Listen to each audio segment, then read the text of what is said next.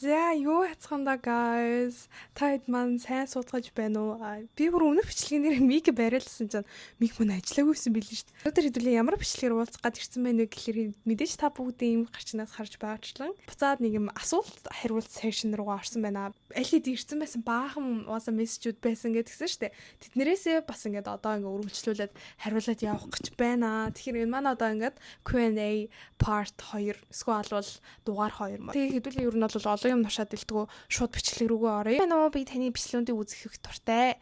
Тэгээ би өөрөө 9 сараас эхлээд одоо хүртэл герман хэл дөнгөж сурч эхэлж байгаа юм аа. Ер нь герман руу сэтгэл судлал, сэтгэл зүйч мэргэжлэр явбал ямар вэ? Ausbildung хийхээ хажуугаар ер нь их сурвалж сурч болох болов хариулаад өөрөө баярлаа гэсэн байсан.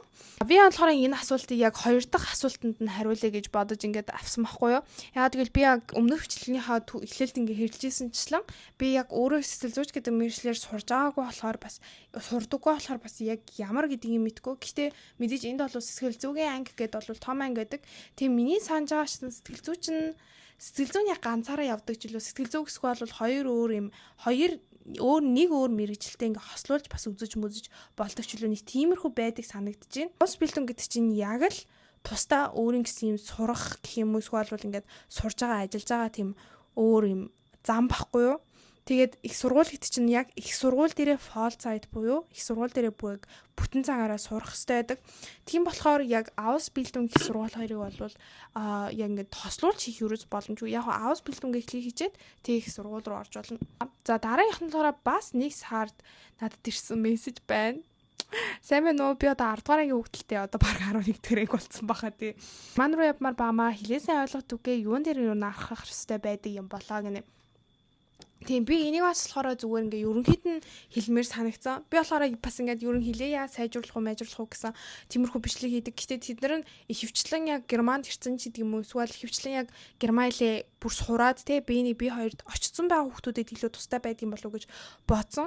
Тэгээд энэ дээр болохоор ерөн зөвлөж хэлэхэд герман хэлийг доороос нь яг суураас нь үзэж явахдаа дүрм гэдэг зүйлийг маш сайн харах хэрэгтэй. Яагаад гэвэл ингээ өгүүлбэрийн бүтэц, өгүүлбэрийн одоо нөгөө тий нэр үг, үйл үг тэгээд юунууд маань эзэн биенүүдэд тэр маань одоо хаагур яваад ийн гэдгийг угаасан монгол хэлнээс шал өөр англи хэлтэй илүү төстэй. Тэний хэлний чинь түвшин дээшлэх тусам урт өгүүлбэр бүтэх тусам тэрний чинь ингээ бүтцэн герман хэлний шал өөр гэдэг байхгүй юу? Одоо жишээлбэл би одоо хэлэхдээ би ингэсэн болохоор тэгсэн гэж одоо монголоор хэлдэг болвол би ингэсэн яад гэвэл гэдэг ч юм уу. Тиймэрхүү одоо бүтцээр дандаа ингээд Hauptsatz, Nebensatz гэдэг одоо ингээд заавалчгүй нэг өгүүлбэр биш хоёр өгүүлбэр гэж салгаж ер нь бол герман хэлэнд дандаа ингээд ярьдаг болохоор анханаас нь тэр дүрмүүдээ жишээлбэл passive, massive гэдэргээд тиймэрхүү одоо монгол хэлд байдаггүй дүрмүүдэн те англи хэлтэй нөгөө хэлдэг штэ одоо ингээд энэ бөмбөг одоо тоглогдчихлоо одоо тий хинээр тоглосон мэддэггүй ч гэдэм үү одоо тиймэрхүү одоо жишээлбэл дүрмийн юмнуудаа маш сайн үзэх хэрэгтэй. Яагаад гэвэл германд бол энэ дүрмийг хэрэгэлдэг хүмүүс нь одоо ер нь бол хоохтой ойч буюу яг сайн герман хэлийг хэрэгжилж байна гэж үздэг. Тэгээ тиймэрхүү хүмүүсээ ч гэсэн их сургуульд ажилд тэгээ цаашлаад ер нь бол амьдрал дээр бол илүү тийм одоо үнэлэх хандлага бол байдаг. 3 дахь асуулт нь болохоор сайн байна уу, танаас хэрхэн герман сурсан талаар асуух гэсэн юм аа. За таны сурсан студийн коллеж Майнцд орохдоо автономи тестээ германд очиод өгсөн үү эсвэл би монголоор эсвэл Монголд онлайнаар өгсөн үү? Би өөрөө герман хэл заадаггүй сургууль сурдаг болохоор автономи тест яаж өгөхөө мэддэггүй. Эсвэл герман сурахад 1 жилийн студийн коллегийн орно 1 жил Монголд герман сурах гэж буй чиглэлээрээ их сургууль сураад шууд германы их сургууль руугаа өргөдөл хийлгэж болдог юм болов уу? Хариулаад өгвөл түн баярлахаар байна. Бас таны YouTube явуулсанд чинь үнэхээр тус болсон шүү, баярлалаа гинэ. Зөндөө баярлалаа. Энэ бас хүрхийн 1 сарын 13-нд л ирсэн чат энэ. Гэтэ одоо ч гэсэн хэрэг болвол хэрэг болоосоо гэж найдаж байна. За энэ дээр нь болохоор би Майзад тийм би өөрөө герман хэл заадаг сургуульд ирсэн болохоор герман хэл заадаг сургуулиудаа жоохон нэг юм фотайл буюу давуу тал үүсээд нэг сонгогдсон сургуулиуд Монголдо тестийн нөгөөд явах боломжтой байдаг байхгүй. Би тэгээ яг өөрөө судалсан. Тэгээд өөрөө яг ингээ хуваараа явах байгаа хүүхдүүд бол заавалчгүй яг тэр студийн коллеж сонгосон студийн коллегийн нүүг зааж ин жишээлбэл студийн коллеж Майнц болохоор яг өөрөө газар дээр нэрээд одоо тэрээд үедэд хийж байгаа гэрэлтэй sorry миний хоолой ингээ амар сүүцээ. Марбургийн студийн коллеж, Метлхейсний студийн коллегууд Монголд онлайнаар 100% онлайнаар ямар ч герман улсад ирэх шаардлагагүйгээр автоматизтэй өгөх боломжтой байдаг. Тийм болохоор та бүхэн Mittelhessen Marburg-ийн студийн коллегийг бас судлаад үзээрэй. Ер нь бол Германд 1 жил студийн коллеж сурахын оронд Монголда их сургуульд 1 жил одоо тий сурч байгаа мэрэгчлэрээ сурчаар яадаг юм бэ гэсэн байсан. За энэ дээр нь болохоор яг 1 жилийн одоо mindestens ein erfolgreiches Schuljahr гэдэг байхгүй юу? Одоо ингээд яг 1 жилийн одоо яг сайн дүнтэй ер нь бол оноогоороо бол их сургууль руу бол аплайдж болдог. Студийн коллегоор явах албагүйгээр 1 жил сурсан дүнгийн хуулгаа тэгээд яг хэлнийхээ сертификаттэй тэгээд бол одоо шууд үүний рүүгээ бивербэн болчихно гэсэн үг. Тэнд чинь бас 5 хичээл гэсэн юм шаарддаггүй. Монголын сургуулиуч нэг 2-3 ий шаарддаг гэж санаад байна те. Тэгэнгүүт тэрийг өгөөд тэгээд зүгээр их сургуулийнхаа 1 жил сурсан дүнгийн хуулбараа тэг явуулах. Тэгээ дүн нь бас жоохон сайн байх хэрэгтэй гэдэг гэсэн юм бас харж магадгүй хэрвээ одоо цүүлаасан бишхэн студийн ганг буюу орох хүүхдүүдийн тоон хязгаарлагдмал тийм мэрэгчлүүд байвал гэх юм уу. Ярьж байгаа юмуд амар тийм make sense байгаасаа гэж амар хүсэж яад гэвэл ингээ би бас ингээ яг монголоор юу илээ германаар чинь тэгж хэлдэг гэдэг амар хольж молоод амар байгаад болохоор сайн минь герман улсад очиж суралцах хүсэлтэй байгаамаа ашны судлаад мэдэж байгээд танаас нарийн ч гэх юм уу байрны төлбөр ерөөхдөө яадаг гэдэг гэх мэт мөнгө хэрхэн гардаг талаар асуух гэсэн юм аа. Баярлалаа гинэ. За мөнгөний талаар ер нь бол бас хүмүүс амар сонирхдаг байх. Амжиргааны зардал мартал ер нь хэр байдаг бол гээд оюутан хүүхдүүдэд бол мэдээж оюутны байр гэж байгаа. Хотоосоо бол хамаарна. Тэгээ том хотуудад бол олдсон нэгт очоод одоо олдсон ер нь бол баг гэх юм уу. Жижигэн мичгэн манай цаанад бол би бол яг Монголоос ирэхдээ бол шууд оюутны байраа олчиж исэн. Тэгээ манай хот чинь бас Франкфурттэй ойрхон Майнц гэх манай хот чинь бас явж түрээсний төлбөрөөрөө арай жоохон өндөртөө ордог байхгүй юу? Бол манай хол 380-аас хамгийн амтхан нэг 360 мар 70 малын евроноос дээшээ 530 евроны оюутны байр бас байдаг. Энэ бол байрандаа нэг 400-аас 450 евро сейф ер нь баажлцоход бол их зүгээр. Өөр хотуудад бол 300-300-ийн байрнууд бол байдаг. За тэгээд тэндээс гадна бол их сургуульд сурж байгаа хүүхдүүд бол заавал ч улсын даатгалтай байх шаардлагатай байдаг. Тэгээ улсын даатгал нь болохоор энд 130-аас 140 евро яг байдаг байхгүй юу. Тэгээд тэрнээс чинь гадна утасны хураамт гэж байна. 20-оос нэг 30 евро, за нэг 20 евро. За тэгээд өөрөө нэг subscription руу төлдөг бол үнэ iMusic гэдэргээдтэй. Тиймэрхүү юм байвал нэмэгдэж орно. Тэгэл ер нь бол хүний яг төлөх ёстой мөнгнүүд бол болчихно. Тэгэл хундфунк байтхай гэдэргээд сарын нэг 18-16 евроны тийм хураамж бас төлөх ёстой байдаг. Тэгээ ингээд яангууд за нэг сартаа бол нэг 600-аад евро бол сейф чамаас бол гарна гэд ер нь бол бодох хэрэгтэй. 600-аас нэг 650 евро. Тэгэл босд нь болохоор шууд хоол, идэх зүйлс, хувц хунаар өөрийн хувь хүний хэрэглээнд нь авчна. Тэгээ ер нь бол би бол ихэвчлэн гэртээ хоол хийж яддаг. Тэгээ сартаа бол нэг за би бол доор хаяж нэг 50 еврогоор хүнсээ цуглуулдаг хаваасаа сард бол доор хаяж 50 евро. Дараагийнх нь асуулт нь болохоор сайн минь би Германд суралцах хүсэлтэй юм л да. Та надад яаж Германд сурсан туршлагаасаа хуваалцах боломж байгаа болов уу гинэ. За би болохоор яг өмнө нь би видеонууд дээр хэлжсэнчлээ тийм Германы сургалттай сургууль 1-р сургуулийг бол төгссөн. Тэгээ 1-р сургуулийг төгсгöd бол би яг DST2 буюу C1-ийн төвшөнтэй бол төгсөжсэн байхгүй юу. Гэхдээ ер нь бол тэр дундуураа яаж сурж ийснэ ер нь бодоод үзэнгүүт бичгтэрээ ер нь бол хүн амар анхаарах хэрэгтэй. Яа тэгвэл ер нь бол бичих гэдэг чинь generally ер нь хүмүүс хамгийн сул чадвар нэгдэг байхгүй юу. Тэгээ сонсхийг бол мэдээж ингээд дандаа подкаст, дандаа одоо тийм кино минь үү те. Тиймэрхүү юм сонсоод бол сайжруулчихна. За тэгээд унших бас ер нь бол дээшээ шат ахих тусам гэх юм хэцүү болдог. Маш тийм том одоо сайтуудаас те Goethe-ийн ч юм уу эсвэл Daadmaadаас тийм нийтлэл идэр тавьдаг сайтуудаас ер нь бол тийм нийтлүүд унших хэрэгтэй. Тэгээ бичгийг бол яг энэ сайн бичиж л ер нь бол сайжруулна.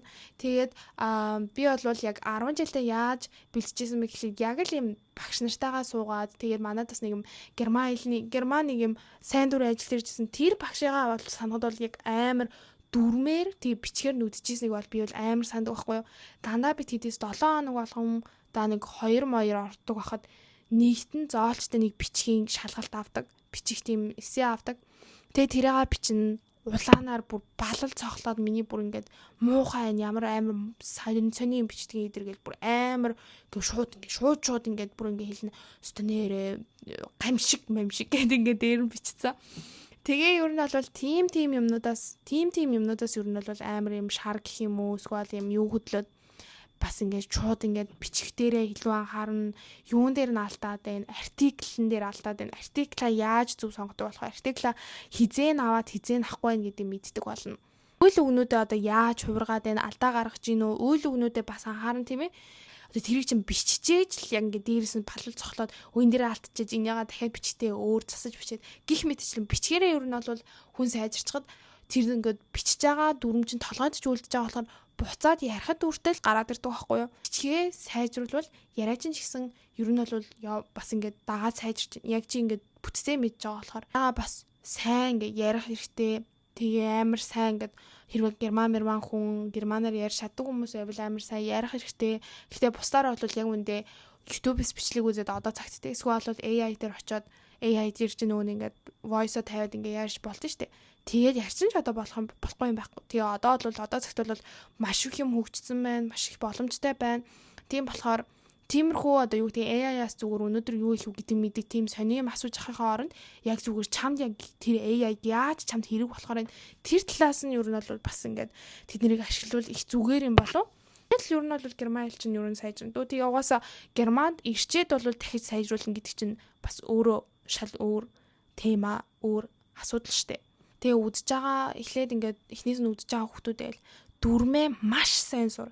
Бүх зааж байгаа дүрмүүд бүх дүрмүүдээ өөр юм болгож эзэмш. Тэгээд хурж ирээд яриан дээр чинь угаасаа ингээд нэг юм одоо сургалтанд сурсан герман хэл чинь ирээд амьдрал дээр хүмүүс яаж хэрэлж гин, хүмүүс яаж ярьж гин, хэр хурдтай ярьж гин, хэр одоо герман хүн чамтай ярихад тэрийг чи сонсоод ойлгоод процесслаад дараагийнхаа хариулах үгийг бодоод тэгээд ингээд хариулж ин гэдгийг энэ хугацаа чинь хүртэл ингээд хурцсаж эхлэх байхгүй юу. Тэр үед чиний юу ч алдагдахгүй вэ гэхлээр грамматик буюу дүрм чинь л алдагдахгүй. Дүрм чинь нэг суудсан байхад чиний тэр хурд, диалект, тэ акцент тэгэл тэр болгон чинь өөрөө зүгээр энд байвал засраал явчихна. Тийм болохоор тэднэр дээрээ ингээд би удаан ярьж гин, акценттэй ярьж гин гэдг дээрээ ерөөсөө санаа зовох зүйлгүй яг дүрмээр сайн сур. Тэгээд зөв ярьдаг, зөв дүрмээрээ ярьдаг хүнийг бол энд чи 1 жил болно. Чиний хурд чинь сайжирна, хүмүүстэй ярьж эхэлнэ. Тэгэл үгийн сан чинь нэмэгдэнэ. Ингээд тэд нар чи угаасаа ойлгомжтой зүйлс. Тэгээд дүрмтэйгээ ярьдаг байхад чи 2 жил, 3 жил сурлаа. Дадлага хийхээр боллоо.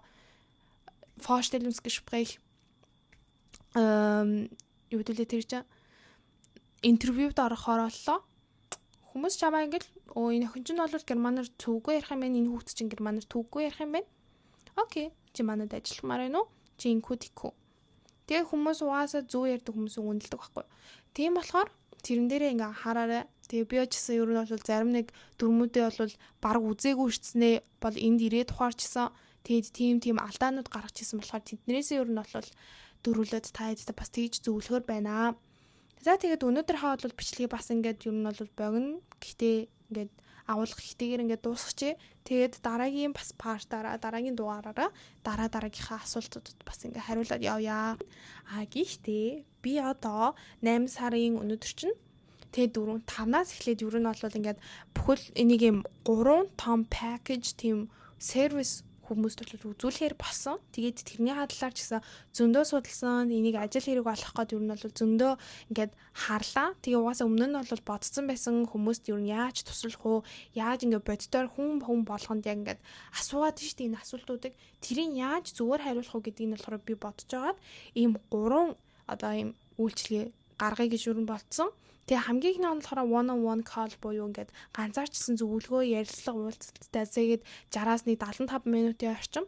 За хоёр дахь нь болохоор full application process буюу follow up буюу би ингээд чиний application те эхнээс нь дуусах хүртэл чамд юу хэрэгтэй, хаашаа явуулвал зүгээр юм, хаашаа яаж явуулахын, одоо их сургуулиуд ч үүний assist-аар явуулахаар байна уу, их сургуулийн порталаар явуулахаар байна уу, чамд ямар одоо баримт бичиг бүрдүүлэх шаардлага гарч ийн. Тэр алганыг чинь чамтай ингээд тулж ажиллаад энэ энийгээ тэгэрэй, тэрийг ингээрэй гэд ер нь бол бүхэл бүтэн аппликейшнийг чинь хамт процесслж өгнө гэсэн.